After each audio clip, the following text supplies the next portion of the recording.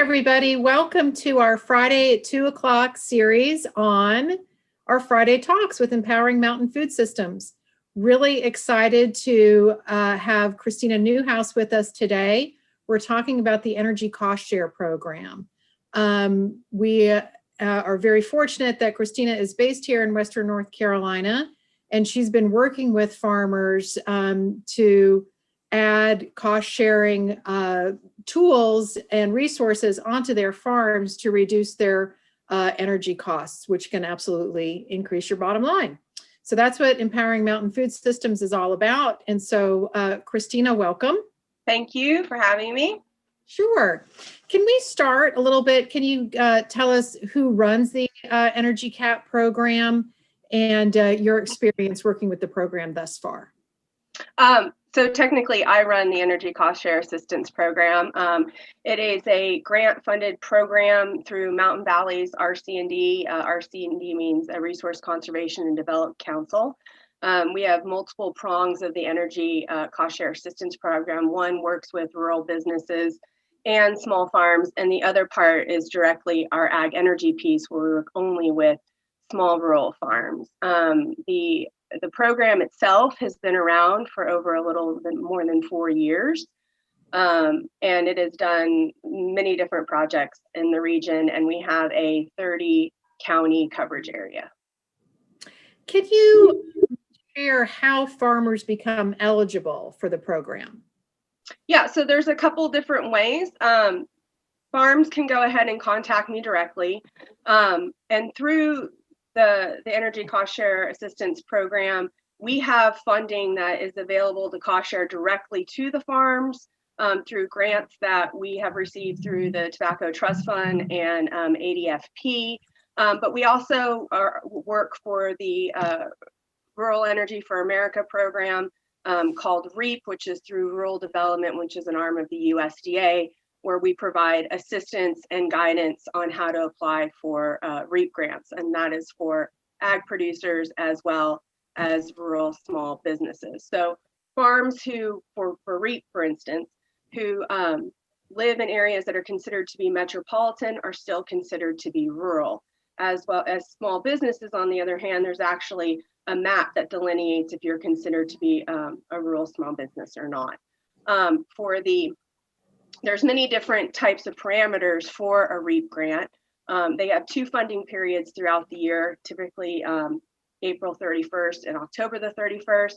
And you submit an application to cover 25% of the eligible cost for the total project cost of the project. You can apply for renewable energy grants, which would be like solar PV, or if you were looking at putting a biomass project in, or something pertaining to wood pellets that would use a boiler system to provide heat to greenhouses or poultry operations.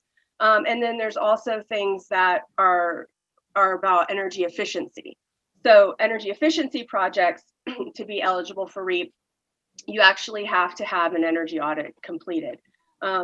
We're really fortunate in Western North Carolina because we work with another nonprofit called Waste Reduction Partners, and Waste Reduction Partners will actually come out and do an energy audit on your operation for free for energy efficiency projects. So if you're looking for like lighting upgrades or insulation upgrades, or converting diesel into electric, or doing motor upgrades, all different types of energy efficiency projects that you can do on your operation.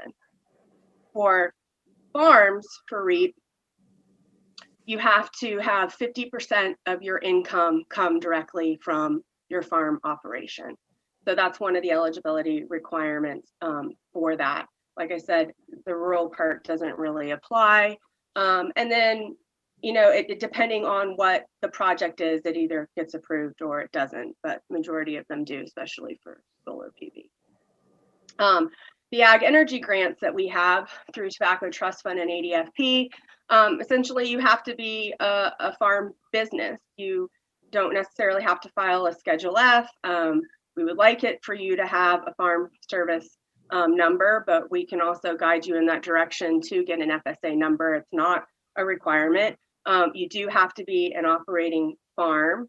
And then we do it on a basis. We kind of evaluate the project and see if we think it is worth funding. And a lot of times it is, especially if it's a solar PV project, or doing like greenhouse thermal curtains, or doing a cooler upgrade to a more energy efficient project. Those things would all qualify.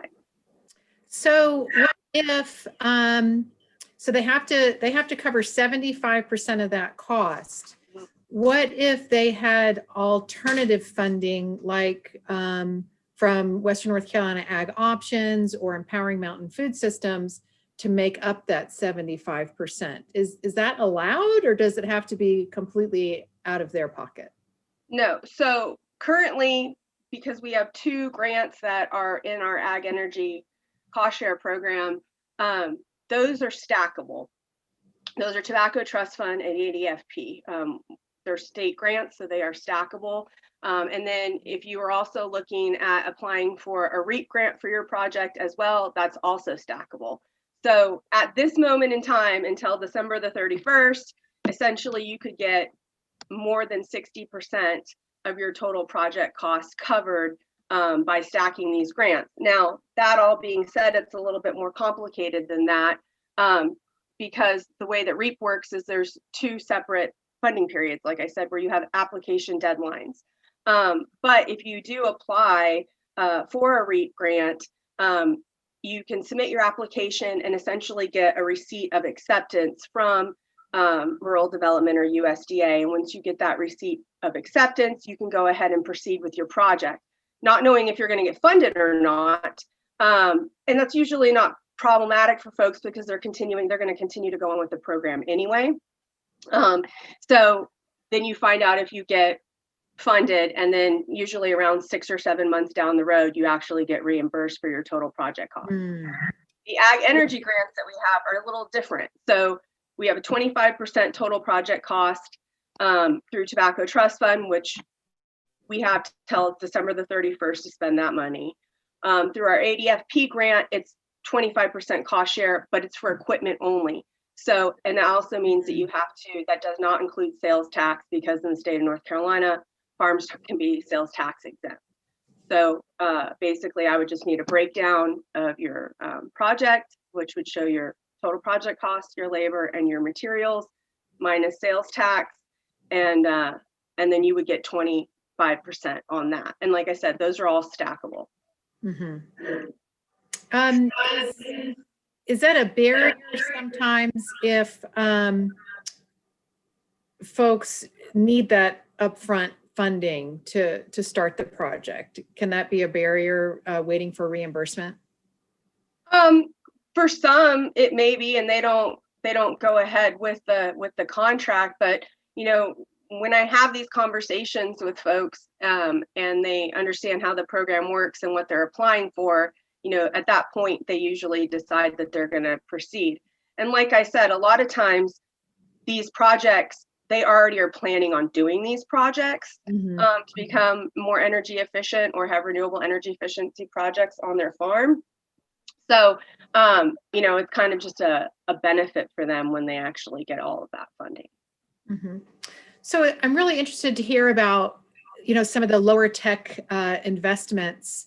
You mentioned thermal curtains in greenhouses, and also kind of maybe lighting upgrades. What are, because so when people think about, renewable energy or they think, oh, I'm going to have to make this big investment. Can you share some smaller investments farmers can make that can have a big impact? Right. So, just properly. So if you have a structure, for instance, that is a farm building on your property where you do a lot of your work essentially, and you have poor insulation, and you have, old fluorescent lighting that is, drawing a lot of electricity, and you're not even getting the lumens that you need to illuminate the place. Their lighting has come a long way, and especially in the last 5 or 6 years. Basically you do a renovation, and with that renovation, you upgrade all of that insulation and you change out those light fixtures, or just something simple as all of the light bulbs that are installed. And that alone is going to bring down your energy costs substantially, and plus the replacement cost on bulbs over a long period of time also, lowers your overhead because you don't need to replace them as frequently because they have a longer life to them.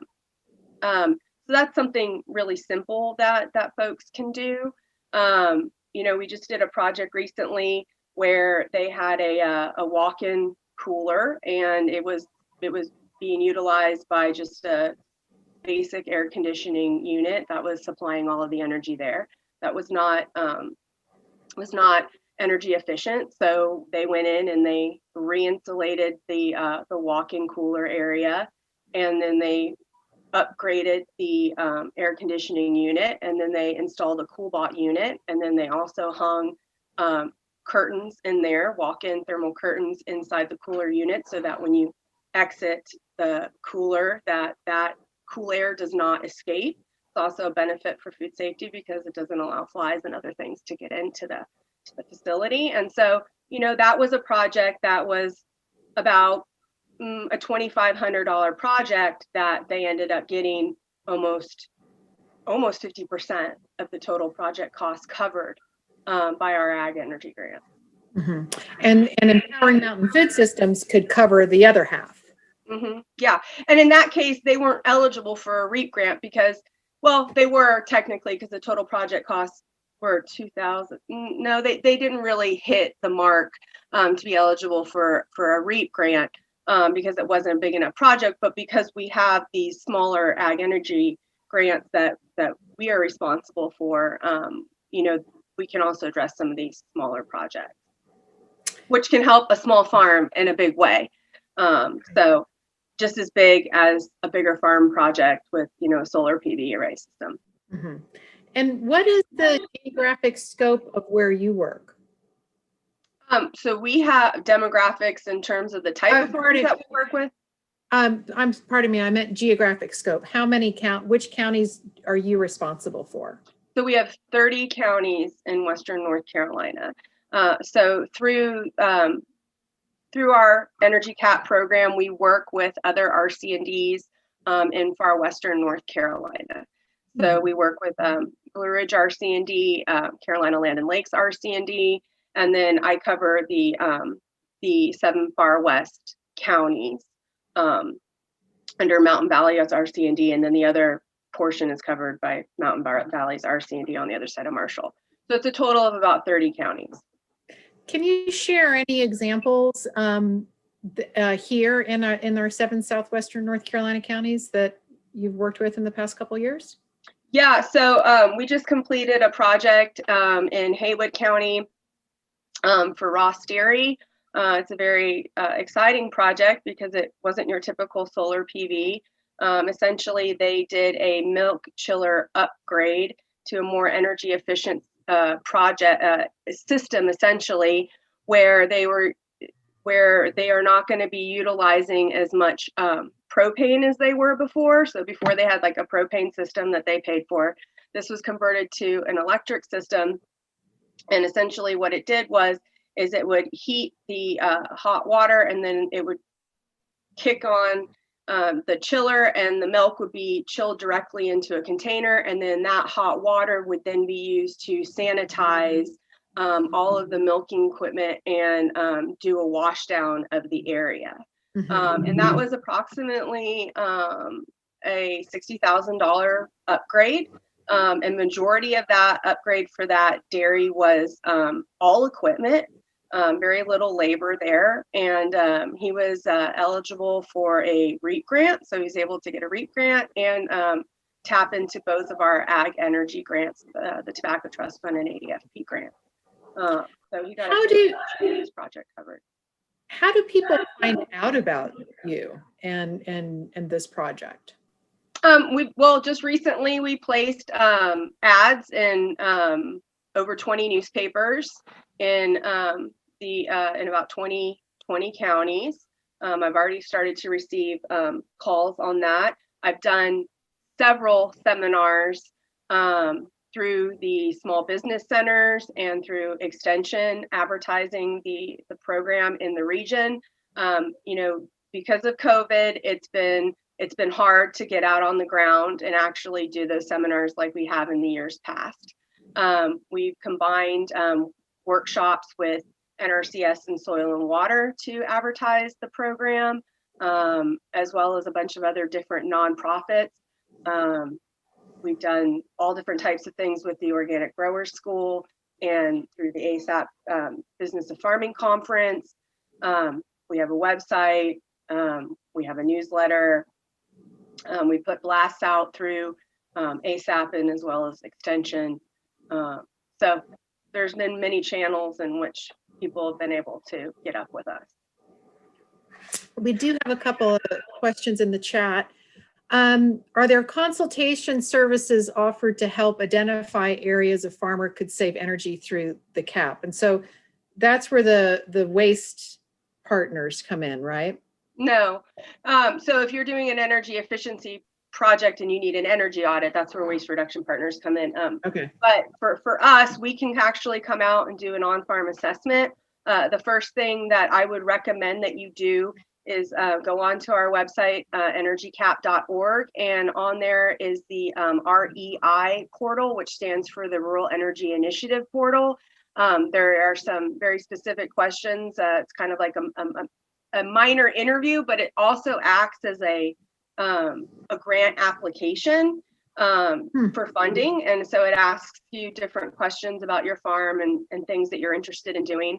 And then at that point, I can come out and actually do an energy assessment and talk to you about some of the ideas that you have on the farm or what you're looking at doing and kind of point you in a direction.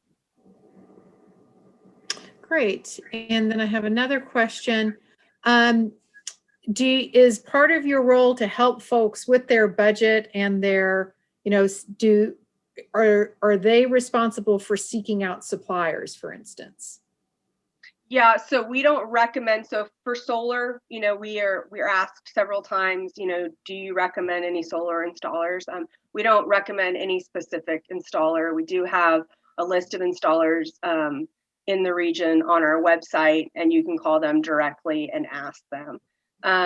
But we don't direct anybody on where to purchase anything. Right. So, for instance, are there suppliers, for the thermal curtains and the lighting that you can refer them to just suppliers, or that's up to them to go do that research? Yeah, I mean, I guess, being an experienced farm consultant, I can kind of say, hey, there are all these different catalogs, and all of these different catalogs have all of these different things. But I'm not making a recommendation for one particular supplier. So I can kind of put you in a direction where you might be able to go and get some estimates, so you know how much something costs. But like I said, a lot of times people know what they want and they've looked at it, but I can kind of guide you along the way on that. Fantastic. Are there, I think it would be interesting to do a farm walk of somebody who has used these resources to demonstrate, this is this new lighting system, this is this new solar thermal heating system. Have y'all considered doing that type of outreach? I personally have not done an on-farm walkthrough for a completed project with a group of people. That being said, I do think it's very possible, and I have a farm in mind. I think that would be more than willing to participate in something like that, so that people can see what impact that it has had and the type of project that they've done. I think it's definitely doable. Okay. I wouldn't mind doing it as long as the farm is interested in hosting an event like that. Right. Well, I think that's something that we would love to do. And in the age of COVID, we're trying to figure out how to safely get people out and about this winter and seeing some of these innovations that are happening on farms. We got a really good question. So what if somebody has a new high tunnel or a new barn and it's not yet energized? Okay. So this is there pre-funding for energy efficiency? Mhm. So for any kind of energy efficiency project, you already have to have something that's in place that we are improving to make it more energy efficient. So that guideline does exist. Because otherwise I can't demonstrate that something Right. is more energy efficient. If you're looking for something that is renewable, okay, so let's say you currently don't have electricity to your high tunnel, and I recently worked on a project where we were exploring a lot of this, and they wanted to go ahead and put in a solar PV battery system that was not attached to the grid, that operated solar fans, only solar powered fans, and to cool the inside of the tunnel. So that was an eligible project. It was eligible. It was eligible. And would that have been one of the ones where it was the 25% cost share? Well, that one was actually eligible. They decided that they did not want to go for a REAP grant. They could have, if they wanted to, go for a REAP grant, but they decided that they did not want to do that. But they were eligible for the 2 cost shares that I had, which was the 25% of total project cost and then the 25% of equipment only. Like I said, the 25% of total project cost that I have through the Tobacco Trust Fund runs out on December the 31st. So if we can get a project completed by then, I mean, it has to be completed by like then. Installed and operating and completed by then they would be eligible for that funding. But after January, I will still continue to have the ADFP grant, which is 25% equipment only. And REAP is always there. And through our Ag Energy program, we also, the REAP application it can be onerous on some to navigate. And so we will actually submit an application for you at a cost of $1,000. And if you do not get funded for REAP, we will reimburse you $500 of that for that application submittal. Wow. I would imagine that a lot of folks want to do solar fence electrification. Is that something you come across? Yep. And we've done many solar PV systems that supply electricity to fencing. Okay. That was that was before and was on the grid, was just straight electric. Very common. Right. I would think so. So we've got a question. What would be considered good for heating lights for a high tunnel? Heating lights that actually heat. Yeah. So, I mean, I'd really have to look at all different types of LED lights that are out there that do heating. I think that you would probably be better off looking, lights typically are used to illuminate, and that's the benefit of having them for 365-day a year growing to adjust for the 10-hour decrease in daylight hours. I mean, that's a whole nother conversation for another day for high tunnel production.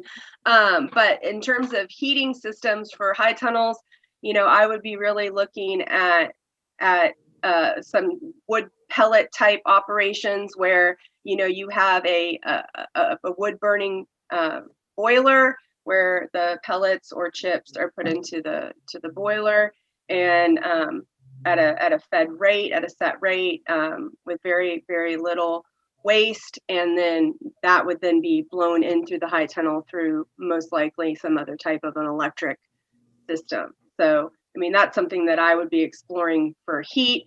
And actually, I work with another RC&D that has a grant funded project that works on those types of heating operations for greenhouses and high tunnels. So if you want to go on to the energycap.org portal and fill out the REI application, I can connect you with that other RC&D, and we can explore that option. Great. And that's also eligible, for a REAP grant. And we actually have a farm that we work with that in Leicester that has this system installed and has been working with us on fine-tuning it and engineering it through the Carolina Land and Lakes RC&D, not through energyCAP. So, you know, I can always get you connected with those. That might be a good field. So Lynn has a question. Would solar panels to charge fencing to solar off-grid, would that be the equipment or the total only funding or a combination? So it wouldn't, I would assume this is not funding the fence. It's only funding the electrification piece, the solar piece. Mm-hmm. I would assume, yeah, we're not going to fund for the fence. So like I said, we have the two, you know, depending on how big your system is. So we have the 25% of total project cost, which expires December the 31st, and then we have 25% of equipment only. So if you are currently using an electric fence system and you want to upgrade that to a solar PV system, you know, that's something that we can discuss. You know, I can't give people direct answers unless I really interview them and talk to them about what's happening on their farm. You know, we talk about battery operated systems, and they're great. It's just the cost of batteries can be very expensive. And we just really want people to consider the fact that you never know how many cloudy days that we're going to have in Western North Carolina. So especially when you're looking at fencing to retain animals and you're doing it off grid, you want to make sure that you have a substantial enough system where you have battery power to continue to operate that on days where we're not getting, you know, 5 or 6 hours of sunlight a day. And this year was a great sunny year, and at least in our area, not necessarily in Jackson County, but in Cherokee County, we had a lot of sunny days. But 2 years ago, you know, we had a lot of cloudy days. So that's the thing about batteries. And I'm sorry about this feedback, y'all, but is there can you explain the $1,000 application fee that you had mentioned? Right. So so there is not an application fee to apply for any of our ag energy grants through the Energy Cost Share Assistance Program. The application fee is a service that we will provide for you if you would like to apply for a REAP grant, which is the Rural Energy for America program.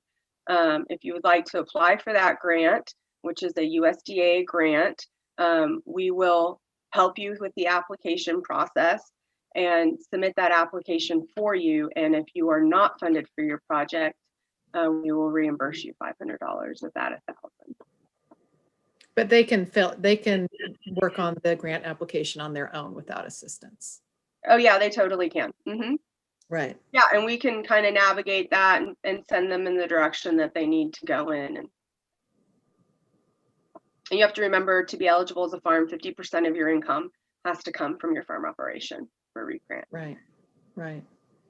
Well, we are right up at our half an hour mark. I want to encourage, if there is any other questions, we do have the correct websites in our chat and on our Facebook page. Christina, would you mind sharing your direct email address for this project? Yeah, sure. You can put it in the chat. It's Christina@energycap.org. Fantastic. Christina@energycap.org. Mm-hmm. So we're so appreciative of this, and I really hope that Empowering Mountain Food Systems, along with our small business center partners, can get the word out about this, and maybe we can collaborate with some farms and small businesses to utilize these resources. I guess I do have one more question about the small business piece of it. So say we're working with a new grocery store. Mm-hmm. And that new grocery store wants to reduce their energy footprint. Is it the same application process, or is that a different pot of money?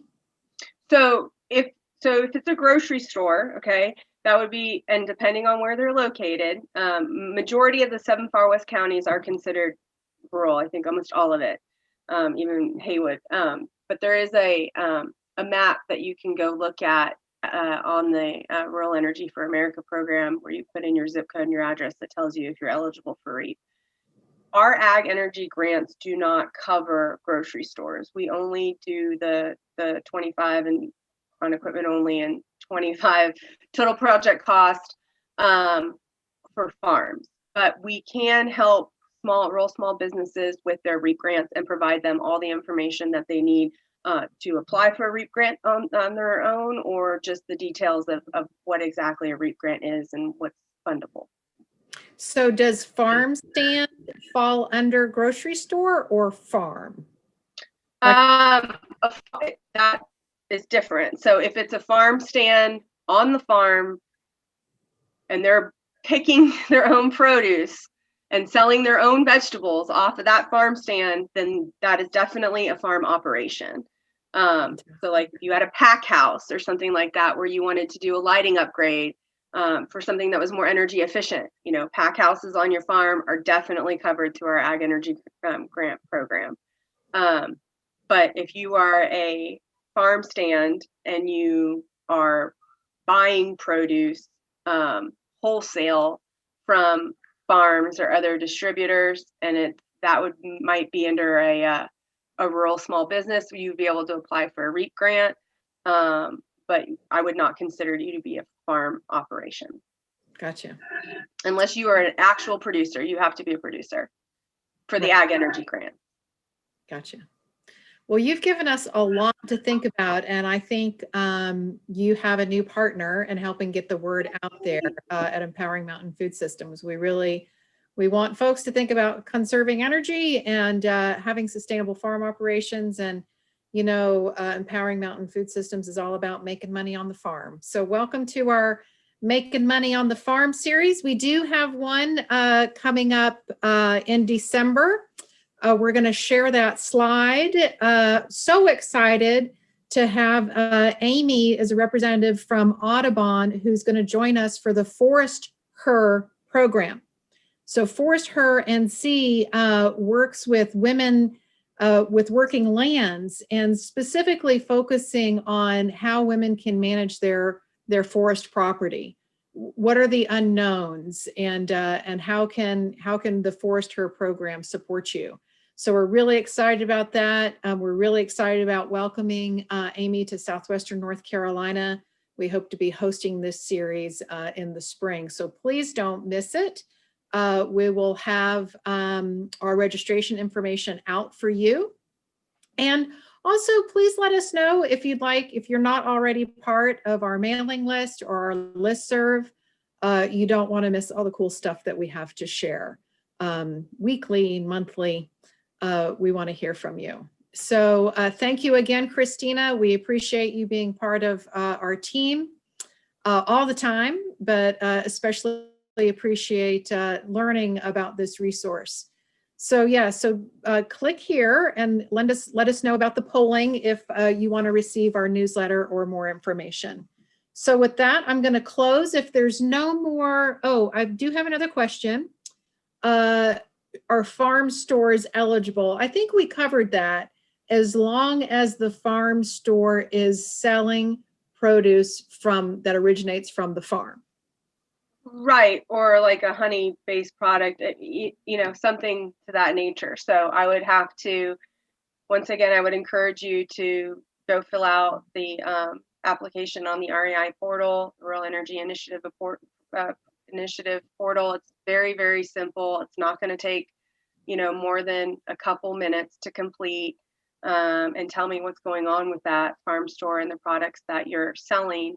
And then I can talk with you directly. I can exchange information via email, but I find that when I have a conversation with somebody, it's almost an interview process, and I can get a lot more out of that. Great.